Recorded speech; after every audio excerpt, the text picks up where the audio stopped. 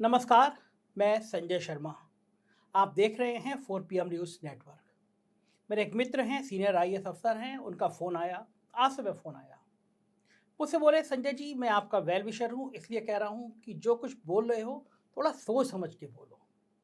राम मंदिर पे देखो, सारी मीडिया एक तरफ एक जैसी बात कर रही है और आप एक अलग लाइन ले रहे हो। तो मैंने उनसे कहा, मैं राम मंदिर के विरोध में नहीं हूँ, मैं रोज़ नियमित हनुमान चालीसा पढ़ता हूँ और मेरे हनुमान जी के बॉस है रामचंद्र जी, तो मैं रामचंद्र जी का विरोध कहाँ करूँगा। मैं कुछ परंपराओं का विरोध कर रहा हूँ। जिस तरीके से मंदिर गलत तरीके से बनाया जा रहा है, उसका उद्घाटन आधे अधूरे मंदिर का उद्घाटन किया जा रहा है, ये ठीक नहीं है। ये मेरे भगवान राम के साथ ठीक नहीं है। फिर मैंने उनको कुछ पंक्तियाँ सुनाई, थोड़ी सुनाई, लेकिन उसकी पूरी पंक्तियाँ मैं आपको सुनाना चाहता हूँ। इस दौर में, इस माहौल में ये बात जरूरी है आपसे करना।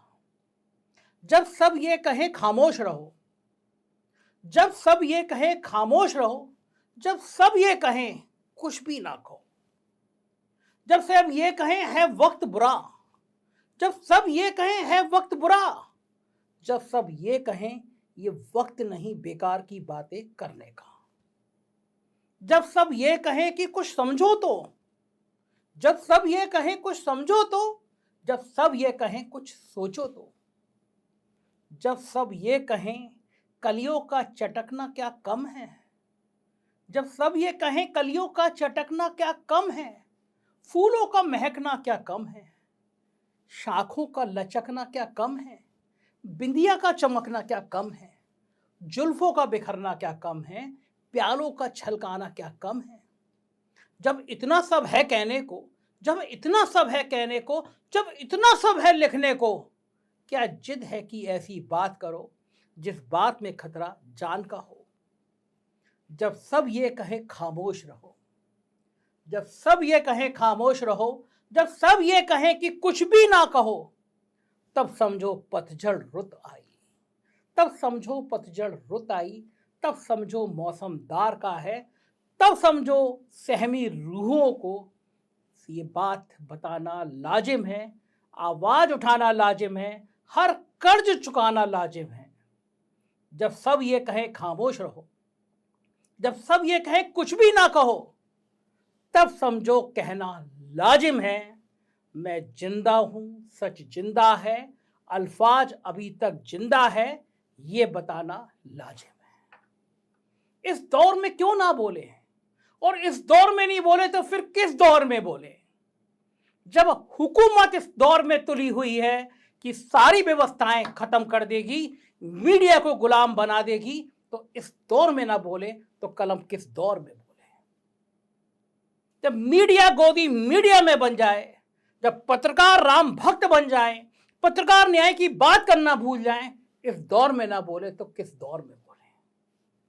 जब पत्रकार सवाल ना करें, जब पत्रकार सवाल ना करें कि साहेब के सामने हमारे भगवान राम छोटे कैसे हो गए, जब पत्रकार सवाल ना करें कि क्या हमारे साहेब इतना बड़े हो गए कि वो भगवान राम की उंगली पकड़कर मंदिर की तरफ ले जाएंगे, और जब हमारे साहब के लिए नारे लगने लगे जो राम को लाए हैं हम उनको लाएंगे, तो तब भी ना बोले तो कब बोले। ये वक्त ऐसा है जब बोलना लाजिम है और हम बोलेंगे। कुतर्क नहीं बोलेंगे, तर्क पे बोलेंगे। मेरे और आपके घर में कौन सा मंदिर ऐसा है जिस मंदिर के पूर्ण होने से पहले आपने वहां पे भगवान की मूर्ति रख दी है। आपकी सोसाइटी में, आपके मोहल्ले में ऐसा कौन सा मंदिर है जब मंदिर के बनने से पहले वहां भगवान की मूर्तियां स्थापित हो गई हैं। क्या भगवान हर बार चुनाव के समय पे बलि पर चढ़ाए जाएंगे? क्या राम मंदिर आधा अधूरा इसलिए बनाया जाएगा क्योंकि 2024 का चुनाव सिर्फ राम मंदिर के नाम पर जीतना है? तो बताओ, अब ना बोले तो कब बोले। स्वामी अभिमुक्तेश्वरानंद की बात सुनिए, फिर मैं आपसे बात करता हूं। क्या कहा उन्होंने, ये सुनिए। चारों शंकराचार्य वहां पर नहीं जा रहे हैं। कारण क्या है, क्यों नहीं जा रहे हैं? किसी राग द्वेष के कारण नहीं, बल्कि शंकराचार्यों का ये दायित्व है कि वो शास्त्र विधि का पालन करें और करवाएं। अब वहां पर शास्त्र विधि की उपेक्षा हो रही है। सबसे पहली उपेक्षा क्या है कि मंदिर अभी पूरा बना नहीं और प्रतिष्ठा की जा रही है। कोई ऐसी परिस्थिति नहीं है कि अपने को अचानक कर देना पड़े। ये हमको कहना ही पड़ेगा पूछे जाने पर कि ये ठीक नहीं है। अब यही हम कह रहे हैं तो हमको कहा जा रहा है कि ये लोग तो विरोधी हैं, एंटी मोदी हैं। इसमें एंटी मोदी की क्या बात है? हम एंटी मोदी नहीं है, लेकिन हम एंटी धर्मशास्त्र भी नहीं होना चाहते। धर्मशास्त्र के अकॉर्डिंग ही हम स्वयं चलना चाहेंगे और अपनी जनता को भी चलाना चाहेंगे, क्योंकि हमको धर्मशास्त्र से पुण्य पाप का बोध होता है। सुना आपने, मैंने तो ये सुना है, मैंने तो ये पढ़ा है कि हिंदू धर्म की स्थापना ही शंकराचार्य ने की। एक तरह से लोग उनको भगवान का दूसरा रूप मानते हैं, और चारों शंकराचार्यों ने कह दिया कि ये गलत है। जब तक मंदिर पूर्ण ना हो जाए, जब तक मंदिर बन ना जाए, तब तक प्राण प्रतिष्ठा नहीं हो सकती। जब तक मंदिर के ऊपर ध्वज पताका, धर्म पताका लहरा ना जाए, जब तक मंदिर के ऊपर कलश स्थापित ना हो जाए, तब तक प्राण प्रतिष्ठा नहीं हो सकती। चारों शंकराचार्य ने भगवान राम के प्राण प्रतिष्ठा कार्यक्रम में आने को मना कर दिया। किसी गोदी मीडिया की औकात है, किसी गोदी मीडिया के चैनल में हिम्मत है जो इस विषय पे चर्चा करे कि चारों शंकराचार्य नहीं आ रहे हैं, तो फिर किस बात का कौन व्यक्ति प्राण प्रतिष्ठा कर रहा है? किसने हक दे दिया मोहन भागवत को, और किसने हक दे दिया नरेंद्र मोदी को कि बिना शंकराचार्य के भगवान राम की प्राण प्रतिष्ठा एक ऐसे मंदिर में हो रही है जहां मंदिर बना नहीं? क्या है मोहन भागवत? भारत के राष्ट्रपति हैं। देश का सबसे बड़ा काम कह रही है बीजेपी, उसके बावजूद भी देश की राष्ट्रपति को नहीं बुलाया जा रहा। आदिवासी केवल वोट लेने के लिए हैं, महिलाओं के नाम वोट लेने के लिए हैं। और इससे पहले जब शिलान्यास हुआ था, जब ईंट रखी गई थी, तब एक दलित राष्ट्रपति था जिसके दलित होने के प्रमाण पत्र बीजेपी ने बांटे थे, लेकिन उस दलित को भी नहीं बुलाया गया था राम मंदिर में। तो क्या कारण है कि दलित और आदिवासी क्या भगवान राम की मूर्ति छू नहीं सकते, उस मंदिर में एक ईंट रख नहीं सकते? भगवान राम ने तो पूरा जीवन दलितों वंचितों के लिए जिया है, शर्वरी के झूठे बेर खाए हैं, लेकिन क्या इस मंदिर में किसी शर्वरी की जरूरत नहीं है? तो फिर मैं तो बोलूंगा, बोलना लाजिम है, मैं बोलूंगा। और फिर मैं ही नहीं बोल रहा, बहुत लोग बोल रहे हैं, और मैं डर रहा हूं। हमारे जोशी आते हैं राजीव नारायण जी, उन्होंने बीते संडे को कहा था कि अगर इस आधे अधूरे मंदिर में प्राण प्रतिष्ठा होगी तो जनता को प्राकृतिक आपदाएं झेलनी पड़ेंगी। मैंने उनसे हाथ जोड़ के कहा, ईश्वर करे आपकी भविष्यवाणी गलत हो, लेकिन हुआ यही। दिल्ली और पूरा देश भूकंप से कांप गया, जबकि अभी प्राण प्रतिष्ठा हुई नहीं। क्या कहा उन्होंने, मैं ये आगे सुनाऊंगा। गोदी मीडिया जोर लगा रहा है, हंगामा कर रहा है कि कांग्रेस नहीं गई। दिन भर चैनल पे चल रहा है कांग्रेस ने न्योता ठुकरा दिया। कुछ गोदी मीडिया के चैनल तो इतना आगे बढ़ गए, कह रहे हैं रामलला ने न्योता भेजा, कांग्रेस ने ठुकरा दिया। चंपत राय अब रामलला हो गए हैं। चंपत राय के भेजे न्योते को वो रामलला का न्योता क्या के चैनल चला रहे हैं। कौन चंपत राय? ट्रस्ट के वो स्वकथित मालिक जिनके ऊपर आरोप है कि उन्होंने ट्रस्ट की जमीन मिनटों में, करोड़ों रुपए में ज्यादा में खरीदी। उन चंपत राय को भगवान राम को बता के कह रहे हैं कि रामलला का न्योता कांग्रेस ने ठुकरा दिया। क्या क्या चल रहा है?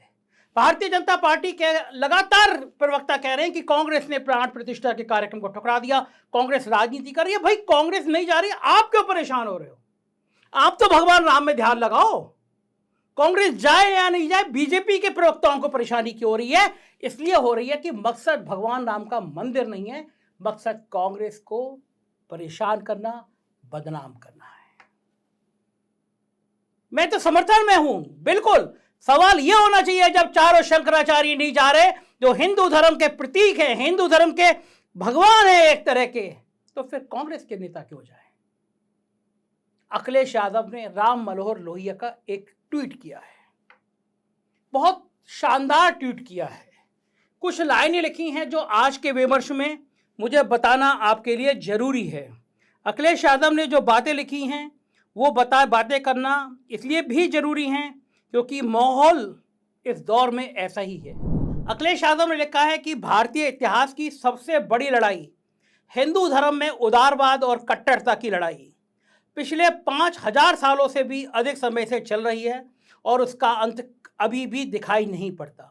इस बात की कोई कोशिश नहीं की गई जो होनी चाहिए थी कि इस लड़ाई के नज़र में रखकर हिंदुस्तान के इतिहास को देखा जाए, लेकिन देश में जो कुछ होता है उसका बहुत बड़ा हिस्सा इसी के कारण होता है।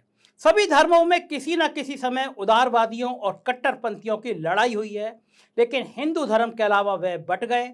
अक्सर उनमें रक्तपात हुआ और थोड़े या बहुत दिनों की लड़ाई के बाद वे झगड़े पर काबू पाने में कामयाब हो गए।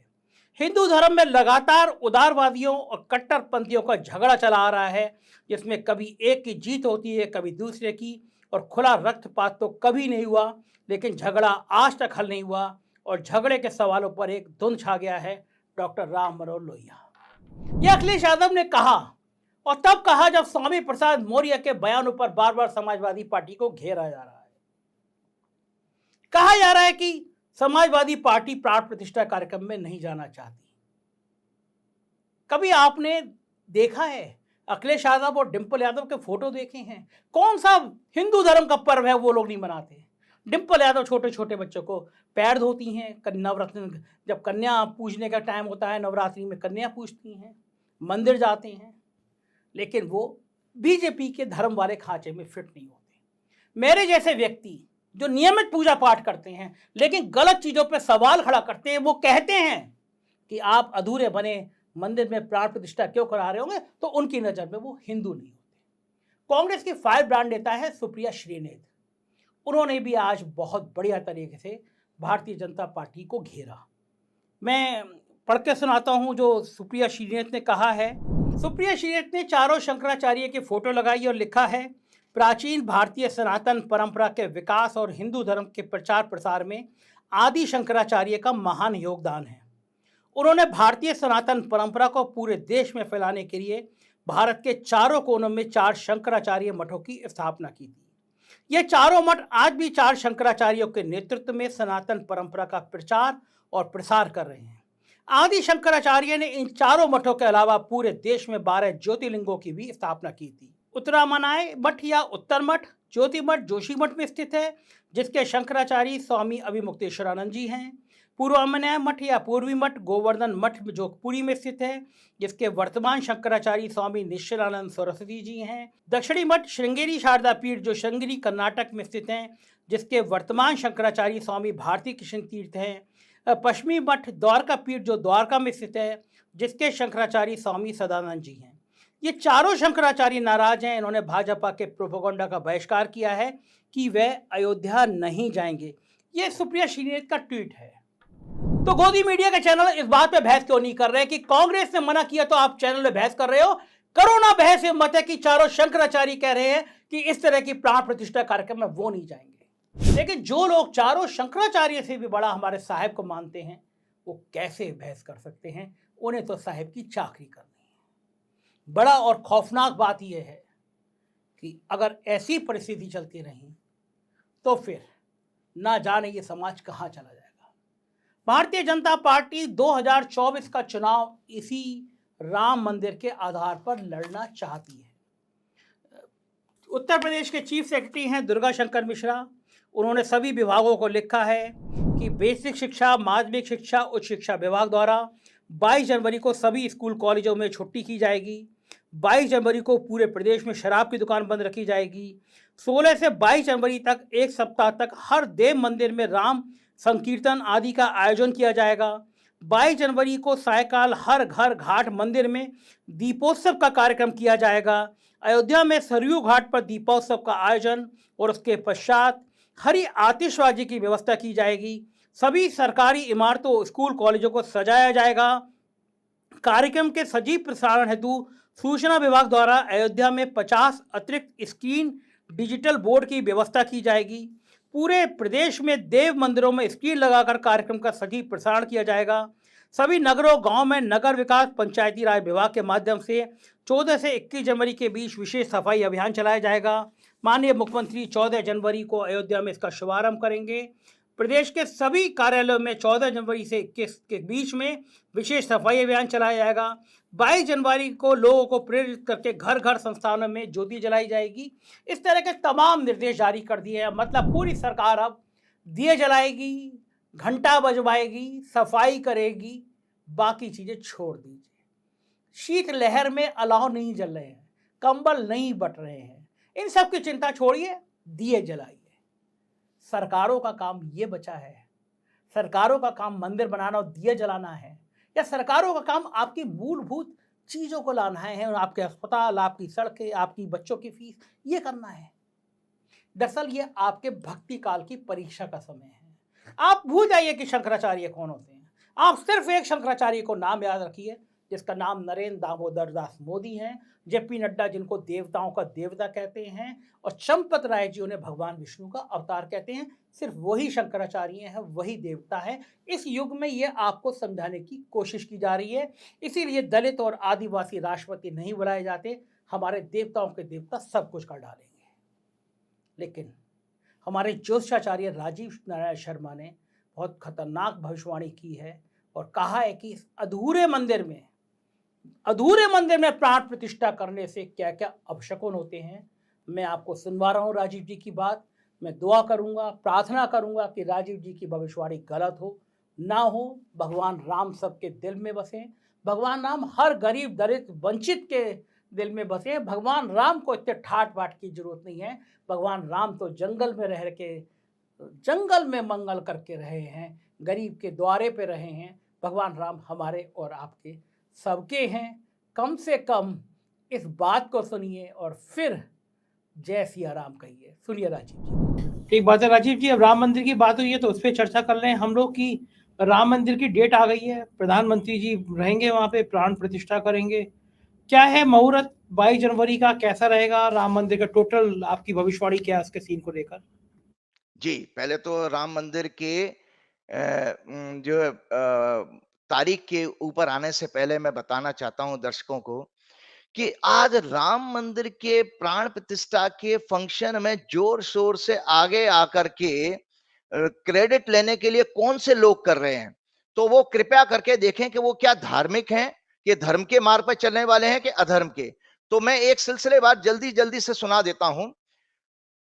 पहलवान लड़कियों के साथ अन्याय करने वाले लोग यही हैं।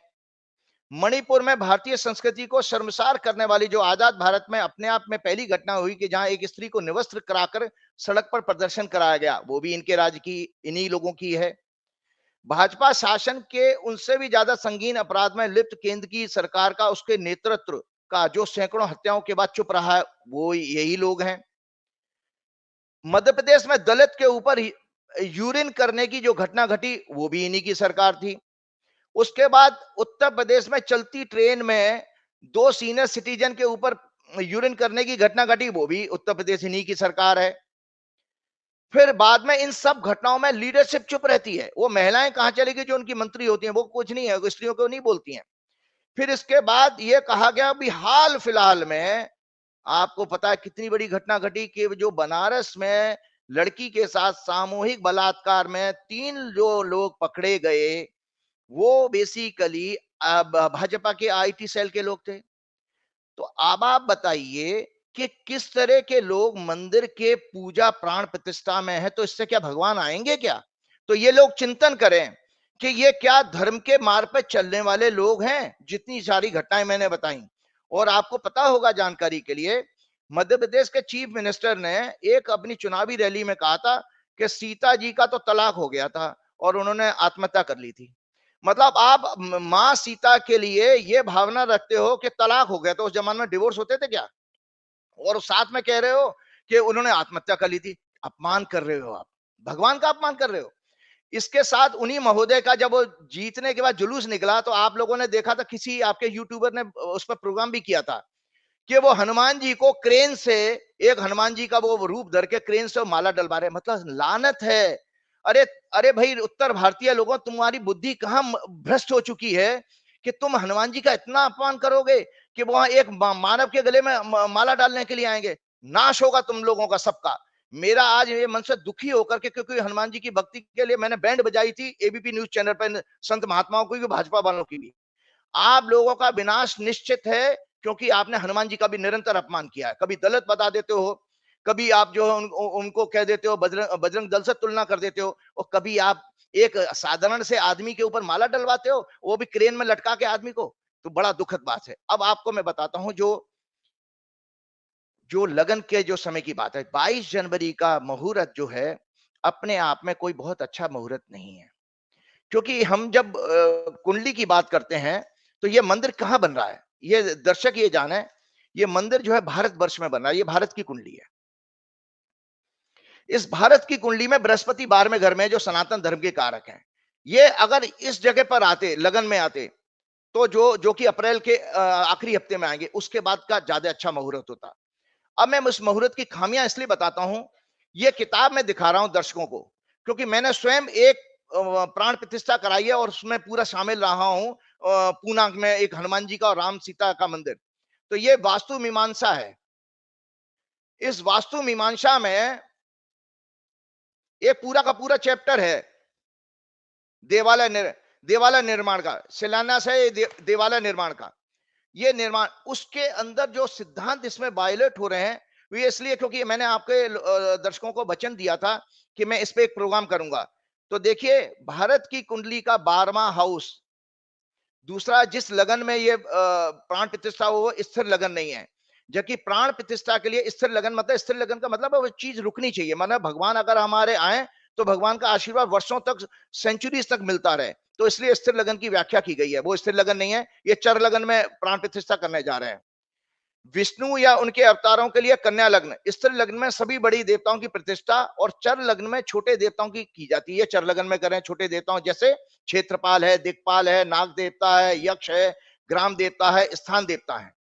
इनके इनके जो है प्राण प्रतिष्ठा चर लग्न में की जाती है। एक इंपॉर्टेंट चीज बता दूं, इसी में मैंने नोट्स बनाए थे। समय शुद्धि और मंत्रों के जानकार, ज्योतिष का संपूर्ण ज्ञान रखने वाले इस प्राण प्रतिष्ठा में शामिल होने चाहिए। क्योंकि जो प्राण प्रतिष्ठा विषय है, दर्शकों को मैं बताना चाहता हूं, ये ज्योतिष का सब्जेक्ट है। क्योंकि काल की गणना है ना, और काल की गणना करने का अधिकारी केवल ज्योतिषी है। भगवान में विश्वास करने वाला होना चाहिए। जो कौन सा आदमी हो जो भगवान में विश्वास करे, नित्य नियम से स्वयं पूजा करने वाला। जो लोग प्राण प्रतिष्ठा कर रहे हैं, इसलिए मुझे कटाक्ष के रूप में बता रहा हूं, कटाक्ष मतलब सत्य बता रहा हूं लोगों को। नित्य नियम से स्वयं पूजा करने वाला तपस्वी, जो अधर्मी, झूठ, हिंसा और अहंकार से कोसों दूर हो, जो विनम्रता से सभी वर्गों जातियों का सम्मान बिना भेदभाव द्वेष के करता हो, ऐसा व्यक्ति प्राण प्रतिष्ठा का अधिकारी है। जिस व्यक्तित्व में अरुचि ना पैदा करने वाला हो, प्रसन्न चित्त हो, मतलब जिसके चेहरे को देखते नफरत नहीं है, चिढ़ नहीं लगनी चाहिए, ऐसा आदमी जो है भगवान की प्राण प्रतिष्ठा कर सकता है। सबसे महत्वपूर्ण नियम यह है, प्रतिष्ठा से पूर्व ही मंदिर के, सुन लीजिए दर्शकों को दोबारा रिपीट करके बताऊंगा। सबसे महत्वपूर्ण प्राण प्रतिष्ठा का हम धर्म ग्रंथों के अनुसार नियम यह बताया गया है, प्रतिष्ठा से पूर्व ही मंदिर के भवन के सभी निर्माण कार्य हर प्रकार से पूर्ण हो चुके हों। तो अब आप बताइए, शास्त्र के विपरीत जाकर के आप आधे अधूरे मंदिर का निर्माण कर रहे हो, बताइए। तो अब आप बताइए शास्त्रहीन, क्योंकि इसलिए मैंने शास्त्र का अध्ययन करने का मैंने वचन दिया था आप लोगों को। और इसके अलावा कहा है, शुभ समय मुहूर्त व विधि विधान के बिना की जाने वाली प्रतिष्ठा सबके लिए संकट और अशुभ घटनाओं का कारण बनती है। मतलब भगवान के अगर आधे अधूरे मंदिर का और अशुभ काल में मुहूर्त करोगे, तो ये आने वाली प्राकृतिक प्रकोप का कारण बनेगा। ये देश के लिए चेतावनी है, और देश ही नहीं, हमारे सनातन धर्म के लिए भी चेतावनी है कि पहली बात तो जो आपने पात्र चुना है वो धर्म के मार्ग पर चलने वाला नहीं है। क्योंकि धर्म के मार्ग पर चलने के लिए धर्म के 10 लक्षण मैंने कहे थे आपको, बताएं। आपके धैर्य जो इनके अंदर नहीं है, धैर्य का मतलब अंग्रेजी में टॉलरेंस कहते हैं। टॉलरेंस है क्या इनके? ये तो इंटॉलरेंट लोग हैं। दूसरा क्षमा, फॉरगिवनेस, क्षमाशील तो है नहीं। जो मैं उन नेताजी की बात कर रहा हूं जो प्राण प्रतिष्ठा में शामिल होंगे और बढ़ चढ़ के हिस्सा लेंगे। नॉलेज, विद्या, दूर दूर तक विद्या से उनका कोई संबंध नहीं है। चौथा धर्म का लक्षण है सत्य, ट्रुथ, राइटियस बोलने वाला, ट्रुथ पे चलने वाला वो है नहीं, वो दिन भर झूठ बोलते रहते हैं, असत्य के मार्ग पर ही हैं वो। क्रोध ना करना, वो उनके हमेशा भ्रकुटियां तनी रहती हैं। वो तो राजस्थान में भाषण में कह रहे थे कि ऐसा बटन दबाना कि फांसी लग जाए। ये सातवां है मन को कंट्रोल करना, उनका मन उनके बस में है नहीं। वो तो आप बता रहे कहां पर लक्षद्वीप में कहां पर वो समुद्र किनारे बैठे मौज कर रहे हैं, तो उनके मन पे कंट्रोल कहां है, भोगी हैं। चोरी ना करना, नाना प्रकार के आप जब पुरानी गवर्नमेंट की पॉलिसीज को लेकर कट एंड पेस्ट करके चलाते उसको चोरी कहा जाता, तो चोरी करने में भी उनका है, क्योंकि सारे चोर तो उनकी तरफ चले गए ना, जितने भी भ्रष्ट लोग हैं उनकी पार्टी में चले गए। तो आपकी आपकी विश्वास होगा चोरी करने में, तभी तो आपने उन लोगों को जोड़ा अपने साथ, तो वो भी अधर्म का लक्षण है। ये मैंने धर्म के 10 लक्षण से बताया कि दर्शक खुद चिंतन करें, क्या ऐसा व्यक्ति धर्म के मार्ग पर जो नहीं चलता है, एक भी गुण को नहीं पालन करता है, वो भगवान राम के मूर्ति को स्पर्श कर सकता है क्या? भक्ति तो सब कर सकते हैं, देखिए भक्ति तो राक्षसों ने भी की है, और आप कहीं से कर, लेकिन प्राण प्रतिष्ठा नहीं कर सकते आप। प्राण प्रतिष्ठा के लिए कहा जाता है वो जिंदगी में कभी झूठ ना बोला, जिसने पाप ना किया हो कभी। एक्सटर्नल एंड इंटरनल प्यूरिटी वो है ही नहीं उन नेताजी के अंदर। वो अंदर से इतने काले हृदय के हैं कि दिन भर वो कोसते रहते हैं लोगों को। विपक्ष को तो दुश्मन मानते हैं, तो आपका हृदय काला है तभी तो आप विपक्ष को दुश्मन मान रहे हो। और 10वां लक्षण जो कहा गया है वो ये कहा गया है कि इंद्रियों पर कंट्रोल। वो तो भोगी है भैया, कहाँ इंद्रिय, वो एक ही आपने बताया कि वो समुद्र के किनारे बैठे बैठे ही उन्होंने ड्रेसेस बदल ली। तो इन सब चीजों में देखा जो पात्र चुना गया वो भी धर्म शास्त्रों के अनुसार नहीं है, जिसने प्राण प्रतिष्ठा करनी है, मुख्य जिसको निमंत्रण दिया गया है, वो सारे के सारे धर्म के 10 लक्षणों को वायलेट कर रहा है, अधर्मी हो गया वो। और एक और है, यदि प्रतिष्ठा कार्य त्रुटिपूर्ण हो तो वो लोगों के लिए सबसे बड़े शत्रु का कारण बनता है। ये धर्म शास्त्रों की मैंने व्याख्या आपके लिए सामने इसीलिए कर दी। एक और चीज बताता हूं दर्शकों को। अक्सर दर्शकों ने मेरे से पूछा था कि आचार्य जी क्या ऐसा नियम है कि विवाहित लोगों को ही अनुष्ठान करने चाहिए? वो उसका शास्त्रीय एक उदाहरण भी बताता हूं कि राम जी जब सीता जी रावण के पास थी, और एक बार तो वो उस समय अनुष्ठान किया था रामेश्वरम लिंग का, रामेश्वरम का जब उन्होंने स्थापना की। दूसरी बार घटना आती है जब सीता जी को उन्होंने एक धोबी के कहने से वाल्मीकि जी के आश्रम में भेज दिया था।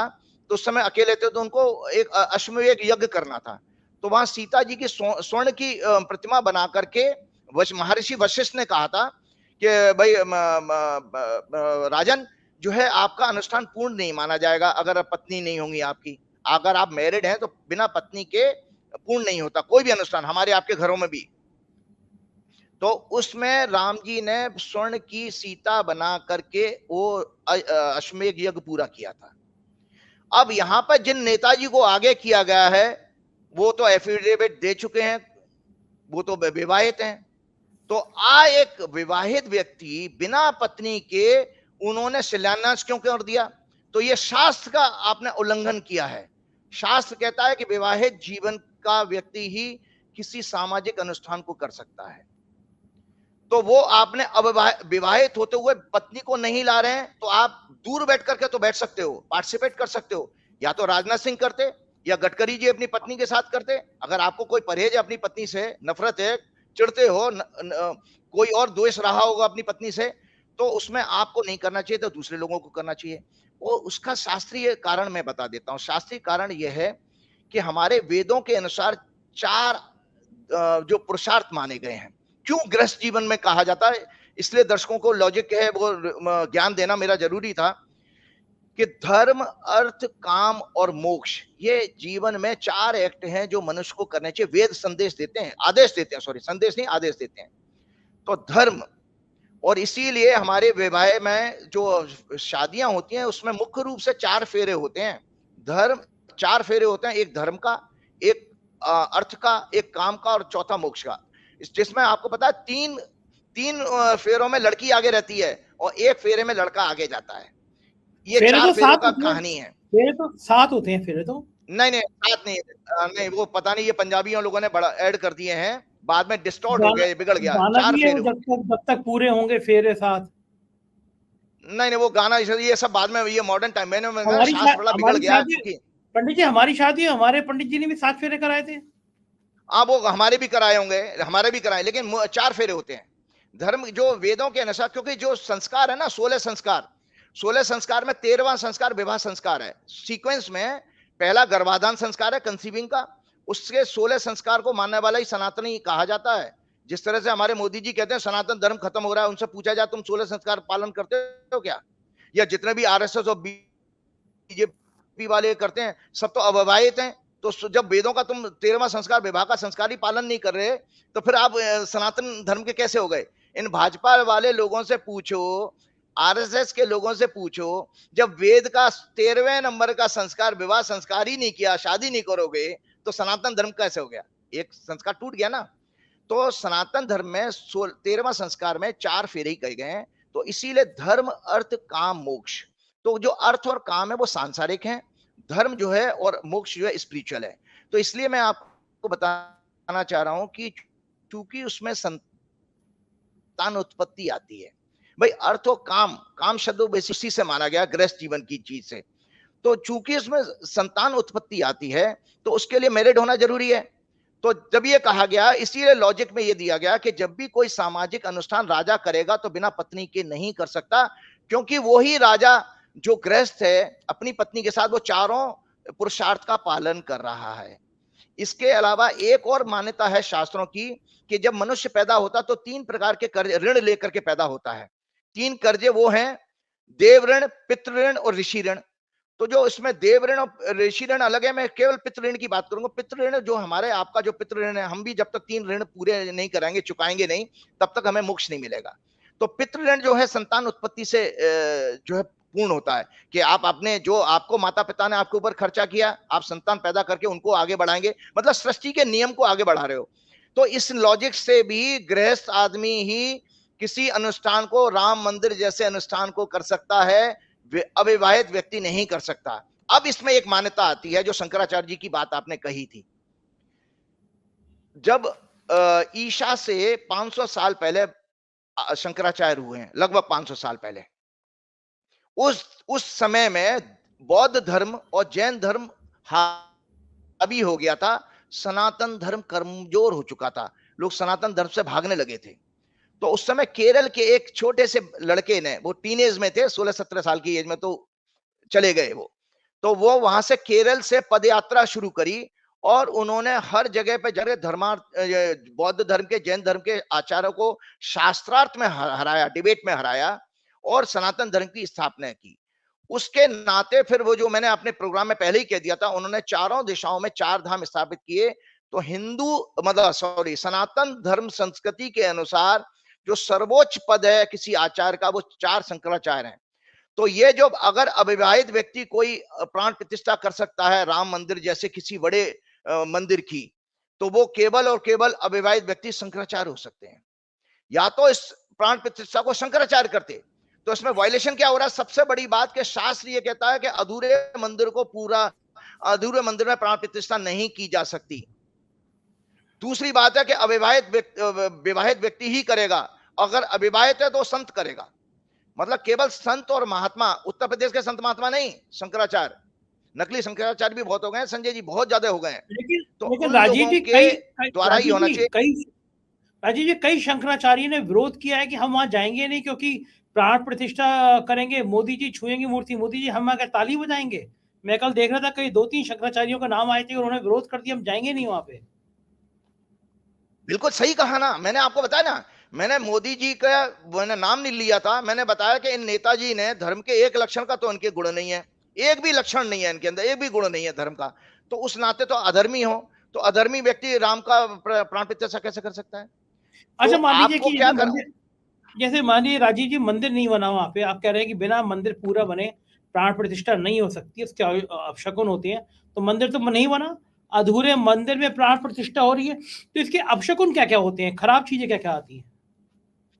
प्राकृतिक प्रकोप, इसमें हमारे शास्त्रों में ये माना गया, नाना प्रकार के भूकंप आना, लोगों के महामारी से मर जाना, या बाद में जैसे आपको पता पुराना मंदिर भी किसी राजा ने बनाया था जो टूट गया था, तो किस तरह की कोई दुर्घटनाएं हो सकती हैं। तो ये ऐसे बियॉन्ड जो मनुष्य के जो बियॉन्ड जो सफरिंग्स होती हैं, वो उस तरह के कष्ट आते हैं। और सबसे बड़ी बात है कि आपको मैंने बार बार गीता कोट की है, बार बार गीता में लेके, यहां पर भी गीता लेके आया हूं, उड़ीसा में भी। तो गीता के देखिए 17वें अध्याय में भगवान ने 18वें श्लोक में कहा है, 17वें अध्याय के 18वें श्लोक में भगवान कहते हैं जो तप, मतलब ये पूजा पाठ जो कर रहे हैं, अनुष्ठान खूब मार्केटिंग की जा रही है, उसको वोट भी मांगेंगे उसके लिए, वो सभी जानते हैं। जो तप, सत्कार, मान और पूजा और अभिमान के लिए या अन्य किसी स्वार्थ के लिए स्वभाव से पाखंड से किए जाते हैं, वे अनिश्चित एवं क्षणिक फल देने वाले राजसी कहे गए हैं। क्षणिक और मतलब जो है क्या नाम, अनिश्चित होते हैं, फल देने वाले होते हैं, खुश हो जाएंगे बस। तो लिखें, अंग्रेजी में कहा गया, the austerity which is perform for the sake of renown, honour और एडोरेशन, जो मोदी की आदत हो गई है कि महिमा मंडन कराना, as well as for any other selfish gain. Political gain होता है ना, राजनीतिक गेन उठाएंगे तो सेल्फिश गेन हो गया। Selfish gain either in all sincerity or by way of ostentations and yield an uncertain and momentary fruit has been spoken of here।